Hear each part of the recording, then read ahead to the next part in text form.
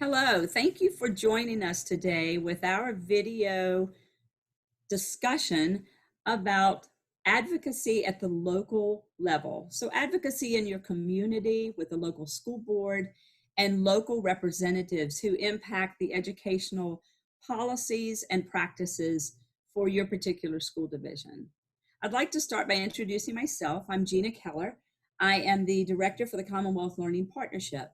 And together with Jobs for the Future, JFF, and specifically with Stephanie Krause, who has been a superb resource to the educators in Virginia for many years, we are working together to create videos that can help you, educators, and others who may have interest in learning how to be effective advocates.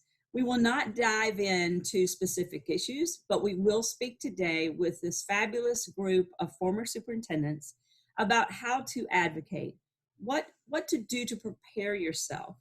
How do you hone in on a particular issue and help that message be relayed in an effective way to your local school board, for example? So with that, I would like to start with Ben Kiser. Ben, if you would introduce yourself and talk about your current role.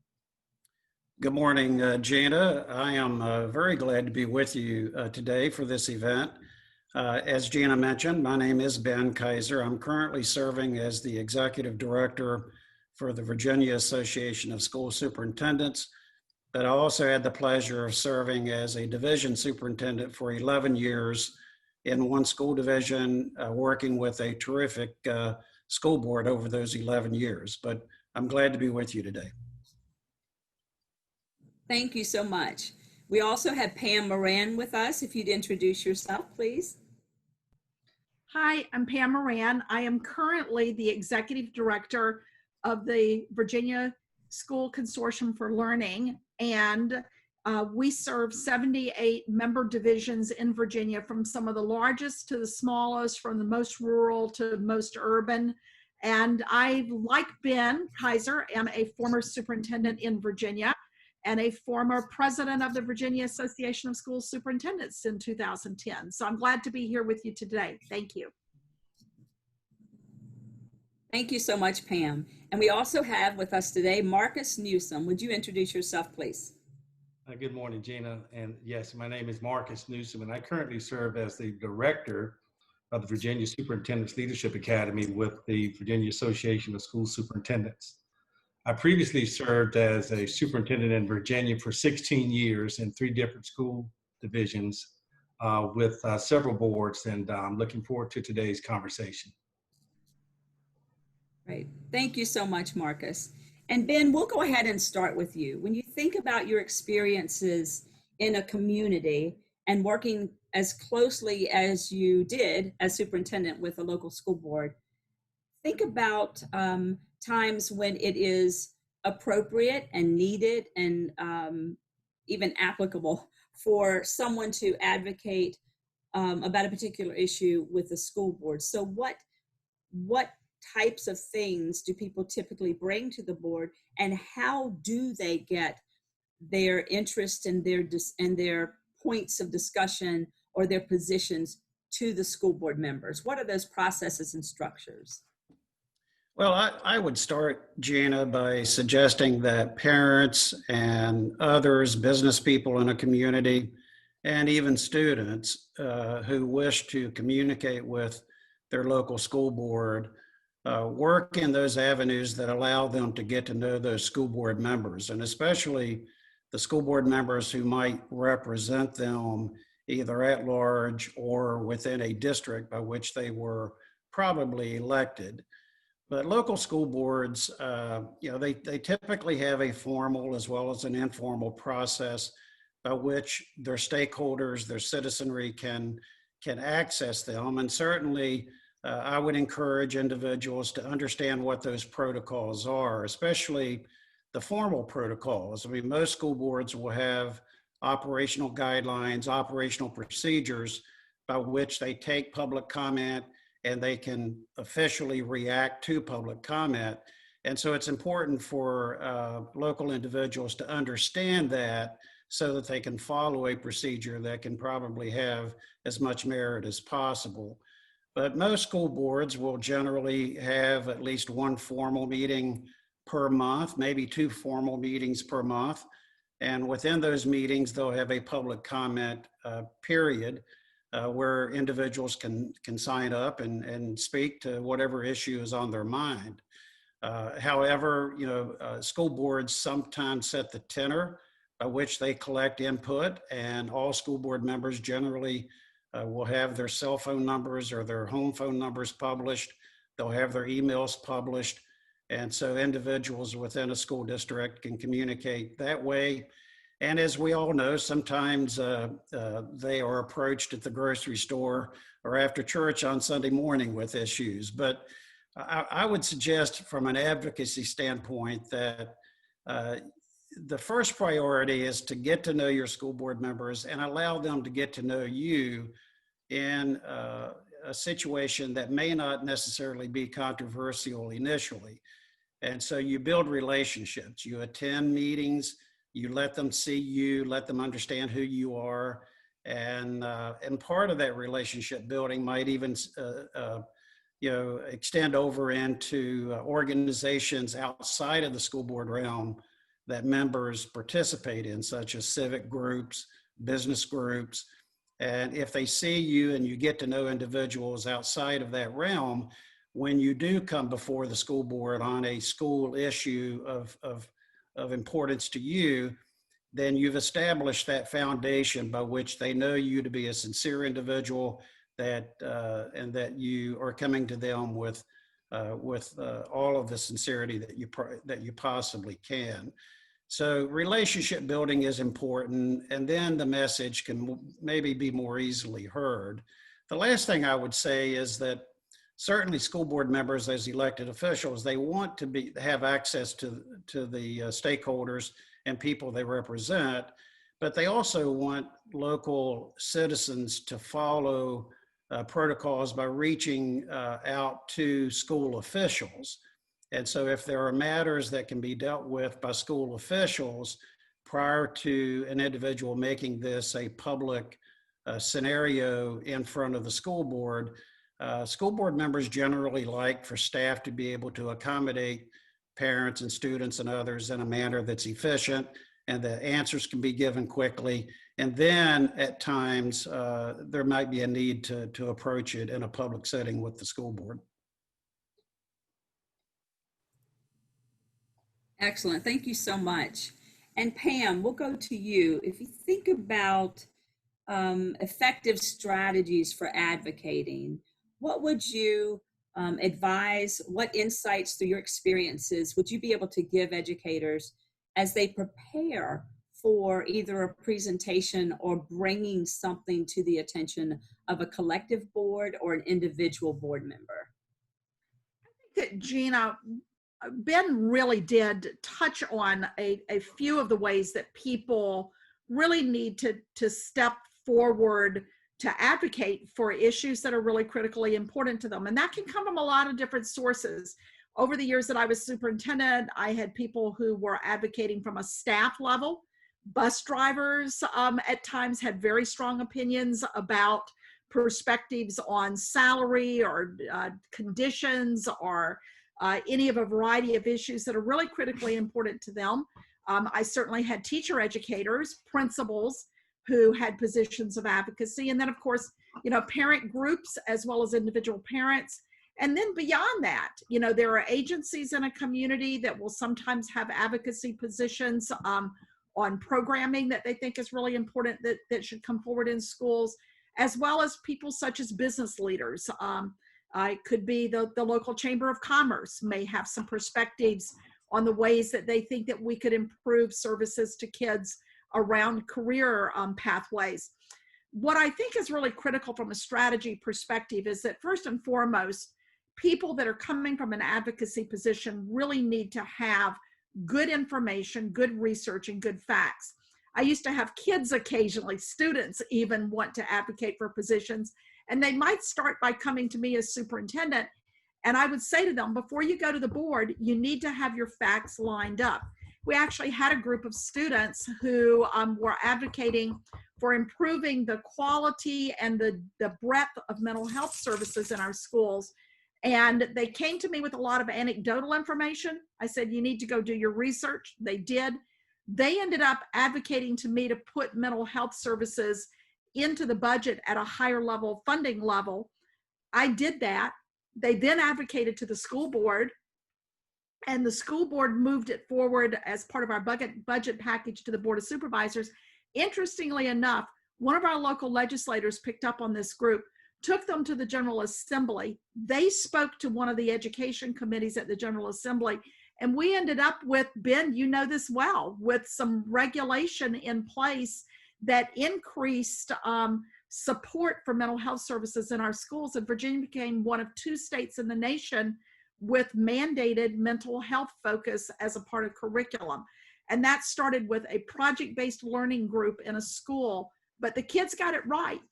They did the advocacy, they built relationships, they took time to both meet with people behind the scenes and talk about their position, to be there in front of the board. They also knew how to talk to the media to represent their advocacy position, and eventually knew how to talk to state legislators to make the case that this was a critical issue for teenagers in high schools. So I think that's a real great case study that's an object and point. But I think beyond that, advocacy also means not just having the information, but also knowing how to represent that. I oftentimes, and I go back to your point about polishing your passion, Gena, have seen people that had positions of merit that needed to be heard, but because of the emotional tenor of their speeches to the board, that they sometimes, the message got lost in the emotion in a way that caused the board to not see a position of support for the person or group bringing it forward. I also think that one of the things that's really critical is that most boards do have norms about what they think is really critical and important, as Ben said. Knowing those norms, for example, you may have a problem with something that a person has done in a school. It could be a teacher, it could be a principal. We've had people show up at a board meeting and they want to talk about that publicly. And our board would say, we're not going to talk about personnel issues publicly.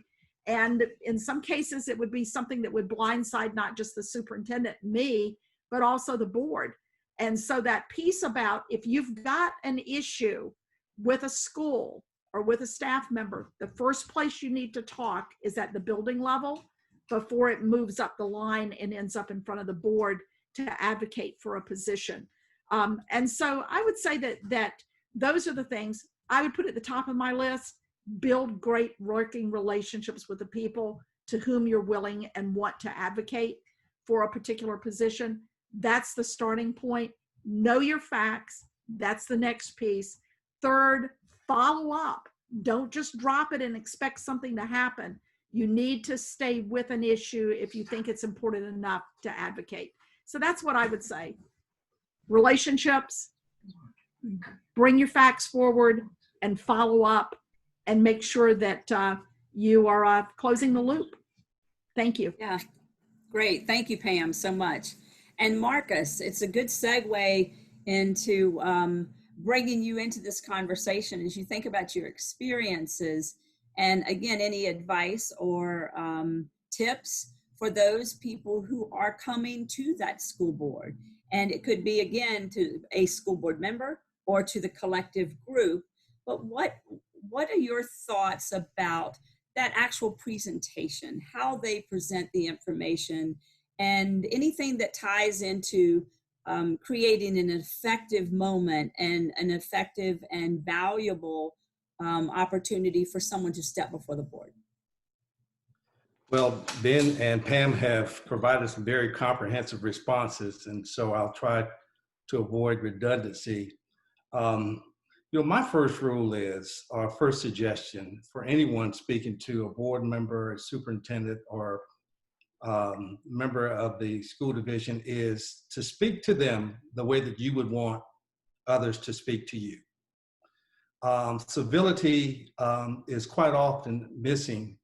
And I have often told advocates who have come to board meetings with great passion and emotion, I've advised them that don't let your passion and your emotion distract from your valid points. Don't let the messenger destroy the message.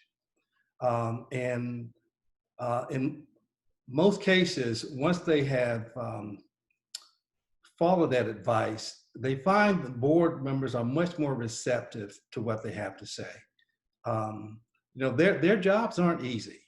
They have constituents who can sometimes be very demanding. And so if you want results or if you want the attention of board members, then starting with civility, as you've heard over and over again, protocols are very important. Rehearse what you're going to say before you say it. In most sessions, there's a time limit on how long a constituent can speak, and frequently you lose track of time when you're standing before an audience. And your most important points may be presented at the end, and you never get to them if your time limit is up. So I would strongly suggest that you rehearse it.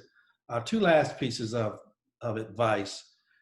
If you have not spoken before a board before at a meeting, oftentimes they're televised, and one can get nervous before a large audience. So my recommendation is that you attend at least one or several meetings prior to speaking so that you can get a sense of what the meetings are like. If the board meetings are televised, then you can certainly go to the school division's website, to the link for the school board, and actually look at board meetings to get a better grasp of the issues. And then finally, frequently, there are others who hold your same position. And if you could galvanize those who hold your same position to come to the board meetings with you and to actually stand with you as you present, then you indicate to the community that your issue is not an individual issue, but it is an issue that is relevant to other constituents. And then following up, I think Pam said is very important. Once you are presented, leave your written notes with the clerk of the board so that they can be recorded in the minutes, and contact your board representative after you've spoken or your board chair to follow up on your issue. Great, excellent, just excellent points. I am going to spring a little question on you that I was thinking about as you were each speaking. And if each of you would like to respond, and I'm going to assume that all of you would like to respond versus no one responding. But if you think about the just significant implications of an impact of social media, where and when, and even if, but where and when is it appropriate or effective to use social media as a tool to relay messages, either through your community, and I'm talking about in the realm of advocacy? Is there a place for it? If that's the case, where is that place? How do you, when I look at all of you, I know, including myself, we all faced just significant impact from the use of social media for advocacy while we were superintendents. Does it have a place? And if it does, what are some points to remember? Because I think it's a readily available tool, lots of ways, Facebook, Twitter, etc., where people can often, what I see is cloud the issue with the emotion or the use of social media, but maybe it's a good tool. So I don't know who wants to start, but let's just, Pam, you have your mute off, so why don't you go ahead and start, and then we'll weigh in. I don't think that there are many people that have missed that I was probably one of the first superintendents in the country who just jumped right into social media and started using particularly Twitter as a tool myself. And it's pretty interesting because the way that I landed there was that I didn't really have much of a sense of what exactly some of the social media tools were all about. I think everybody had kind of come through the MySpace and started, Facebook was starting to emerge, but things like Twitter or Instagram or Snapchat or TikTok, all of the ones that we have today that have varying degrees of reputation have evolved over time. But the reason that I started using it, and I'll talk about it from the perspective of why I saw it as an advocacy tool, and then how I've seen it used as an advocacy tool. I saw Twitter as a space where I could reach people who typically might not be reading emails or local newspaper media, to really share some of the great stories of work that were was representative of the direction that we were trying to take the county schools towards a more contemporary learning opportunities for kids. At the time, we were involved with Ed Leader 21 and the 4 C's, which now are embedded in Virginia's profile of a graduate as the 5 C's. We wanted to really show, what does it look like if kids are creative, doing critically thinking, good communication across multiple forms of media, and working collaboratively in our classrooms. I had a teacher come to me and say, Pam, there's this thing called Twitter, you need to know about it. And in fact, you probably should start using it because you've got teachers using it and they're connecting with people all over the globe about education. What I saw happen over time is that social media became a tool that made every single person that was using it their own press release. Whether it was students, parents, teachers, anyone that had anything that they wanted to say at any time about what was going on in our schools could do that.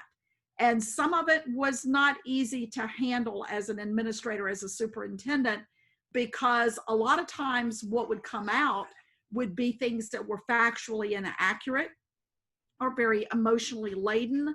And it could go viral pretty quickly in a community. So we had to really learn, how do we stay on top of it? How do we educate our parents about it? And most importantly, how do we make sure that we're coming into a way of even having our kids learn that what they do in social media can have real impact in their own lives, but also the lives of other people that can be impacted with the stories that get shared.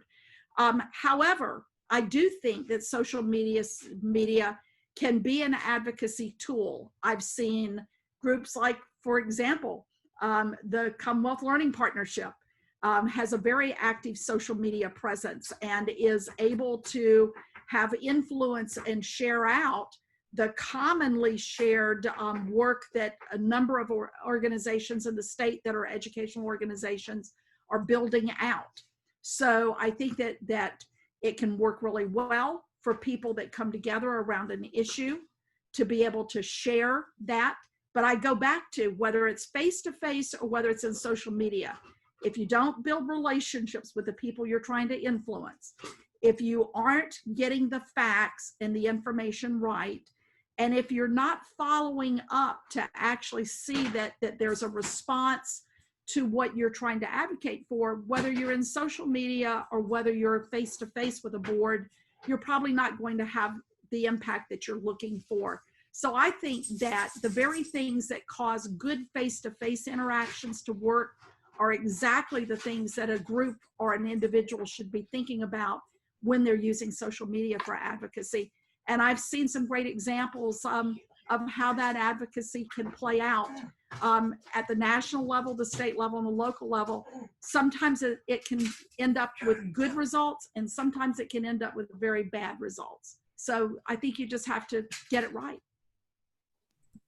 Hey, Gena, I would add, the only thing I could add to what Pam has said really is there needs to be a balance with whatever vehicle you use for advocacy, and there has to be personal responsibility as the basis for all of it. I mean, as Marcus said, if you take the 3 minutes that a school board might provide you in public comment, and for 3 minutes you spew emotion, the message gets lost.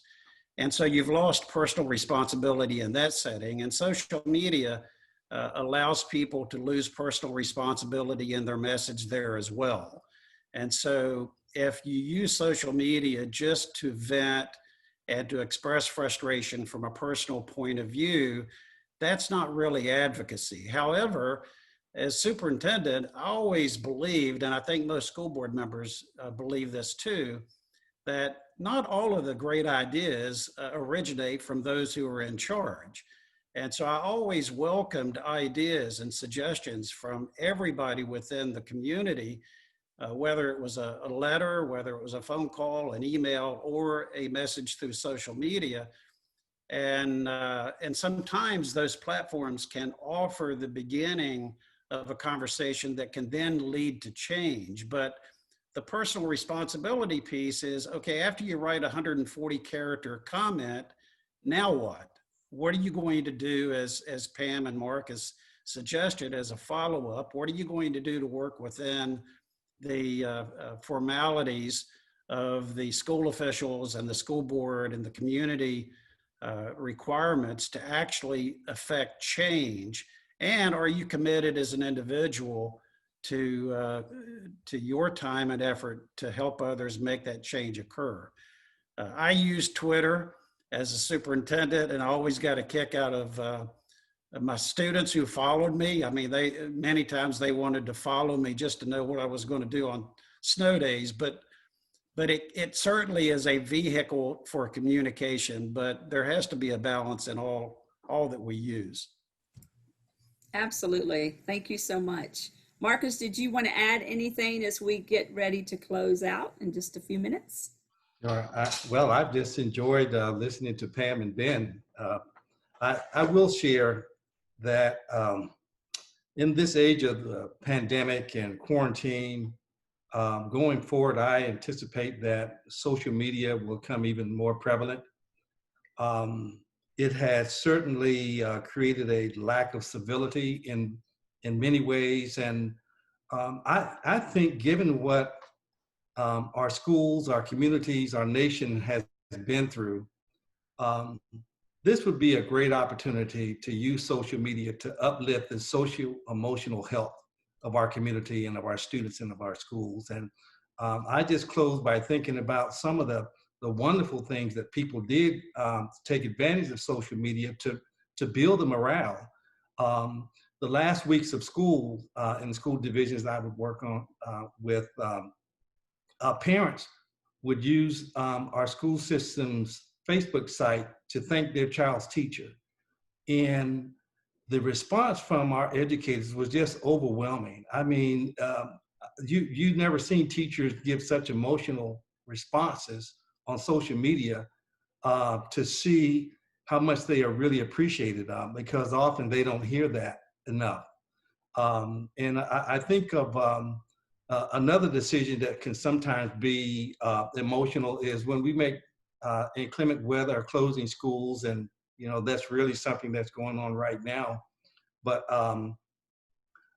as a superintendent and as a staff, we often made light of ourselves, and we did these humorous videos to make fun of ourselves in a decision-making process. And the news media started picking up on it, and they started replicating some of the, I guess, self-deprecation comedy that we used to get our messages out. And again, I think it was good for the socio-emotional health of our community, and social media can certainly be used for good in a way that perhaps some people may not have considered. Thank you so much. As I think about everything that you have offered as advice, insights, just speaking from your experiences, what I find to be common threads are the things like taking the opportunity to build relationships, and whether that comes through face-to-face phone calls, and right now in this current situation, making use of social media, which is a very valuable and powerful tool, whether it's Facebook, Twitter, etc., but making use of it in a way that shows that we're civil and that we are respectful. And that's so, so very important, because as every one of you have said, often when people come to advocate for a particular issue or situation, it's typically emotional. It's filled with emotion, and the message can get lost. So it's so important, again, that as we think about advocacy at a local level, that those coming to the table with the issues have spent some time to better understand the facts, understand the implications, not only on themselves, but others. And always, always remember that we're better heard and better understood when we present with a great degree of grace. And that's the word I tend to use, that when you're gracious, and that when we speak before, even whether it's a video or again, use of social media, but when we're gracious, that we're ever mindful that we may speak in a way that advocates for something that is good for the majority, or maybe not so, but we respect the positions, as Ben was saying, the position that these people are in as school board members, or even a board of supervisors, that they have been elected to these positions to lead. They're there to hear, and we don't want our educators or our business leaders or civic groups to be in a position to minimize their message by not doing it well. And I've seen that even in my own experiences, when that message gets lost. It's really unfortunate, because it didn't have to be like that. So with that, I say thank you so much for your time. Ben Kiser, Pam Moran, Marcus Newsome. Our kids were always in good hands with your leadership as superintendents. Our children across Virginia continue to be in good hands with the work that you do. We call it the charity work, because you don't get paid very much to do the work that you do. So it's your retirement charity work. So thank you so much for caring enough to be part of this Zoom video as we help people understand how to better advocate. Thank you.